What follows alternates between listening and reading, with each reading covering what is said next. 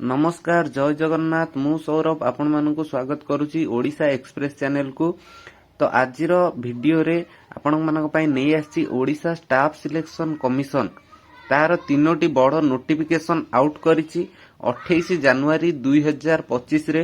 OSSC आज तार तीनटा बड़ नोटिफिकेशन आउट करिछि। तो आपण माने जल्दी जल्दी जाई चेक करंतु एवं मु से नोटिफिकेशन टी को डिस्क्राइब करूची देखंतु। तो प्रथम नोटिफिकेशन रे आछि download admission letter for main written examination कहार ना रिसर्च असिस्टेंट आउ असिस्टेंट कंजर्वेटर रो।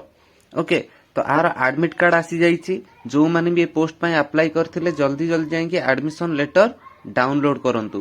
तापर सेकंड नोटिफिकेशन टा अछि हमर रिजेक्शन लिस्ट जो टेक्निकल पोस्ट हमर बाहर थिला रिजेक्शन लिस्ट आसी जाईची। आइदर किए मार्क शीट देई नांती कि डॉक्यूमेंट अपलोड करनी से हिसाब रे हमर रिजेक्शन लिस्ट बाहरी जाईची। तो सेठी भी जाई कि आपण माने चेक कर दियंतु।